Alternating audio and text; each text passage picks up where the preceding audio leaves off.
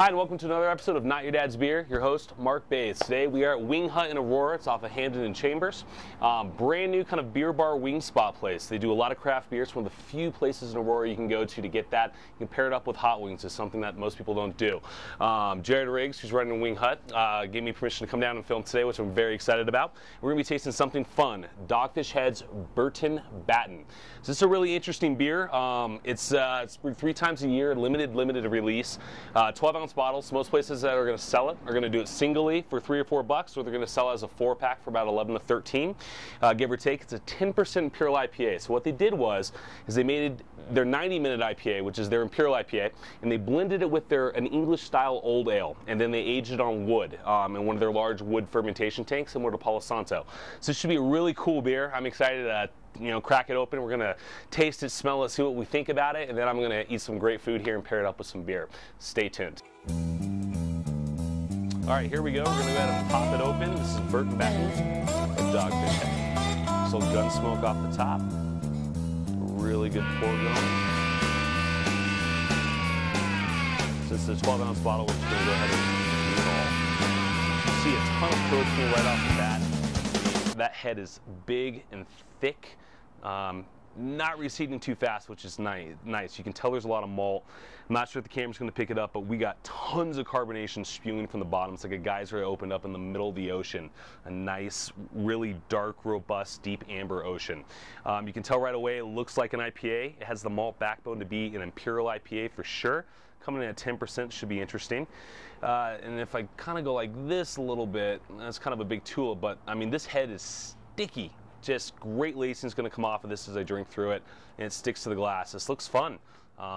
Let's give it a go, see what it tastes like. All right, so we got the bottle opened up. We're going to go ahead and give it a good swirl, get some air in there. I mean, the head is just rocky, sits right on top, doesn't go anywhere. Let's see what it smells like, yeah? I'm getting sweet citrus and pine notes. Grapefruit zest is on there.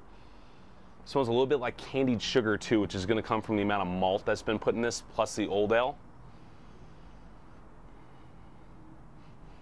Almost a little bit of a floral note on the back end. I mean, a lot of floral going on here with oak just coming up through it.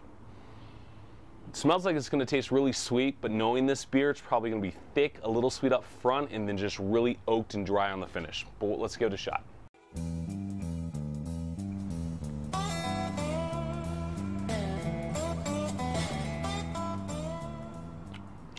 Dead on. So, first sip right away, sweetness up front. It's that old ale feel, especially with the barrel age. I mean, you got oak on the finish right there. The malt itself is nice and thick, but it's really balanced. You are getting candied sugars, which is coming from the malt. It almost tastes like candied grapefruit and a little bit of lemon, and really good piney notes to it. Not super resinous as you'd find on, let's say, a Pliny the Elder. I mean, this is really thick and balanced.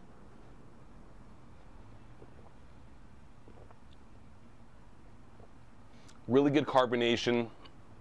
It's not killing my palate either. This thing is smooth and scary. The oak is really cutting back the amount of bitter. So if you're a hop head out there, this might not be for you. But the good news is it's really approachable to the average beer drinker, especially if you want to start getting into IPAs. This is a good one to go into. This is really, really refreshing. Things that I would pair this up with, hands down, I would love to have this with a steak, a filet mignon or a tri-tip. You know, something with a little girth behind it, so maybe a little bit bigger in a filet. I think a ribeye would be too big for it. Grilled chicken would go really, really well. If you wanted to kind of do a resonance comparing, you could roast some chicken. That caramelization that comes off the skin would pair up really well with the caramel malts here. You need something big. Big and rich is the way to go. I wouldn't do this with dessert because I think you're going to lose a lot of that maltiness, and everything's going to be kind of come a little muted. So overall, I mean, this is an entree style of beer. Grilled vegetables are going to be a little too soft. You want roasted protein, bigger stuff. This is definitely a sipper. I would say this is a perfect release for fall. As you move into colder weather, it's thick enough that it feels like you're drinking a heavier beer, and it's not bitter enough that it's super thirst quenching, which is what you want when it's hot and you want a nice IPA. Overall, I think this is great. I'm going to order some bee sting wings to go with it. I want to see how the honey flavor really pairs up with the malty sweetness I'm getting off of it, and see if the bitter kind of does anything fun there. It's going to be a good time. So thank you for joining us. Come down, check out Wing Hut in Aurora. It is the place to drink great craft beer. Thank you.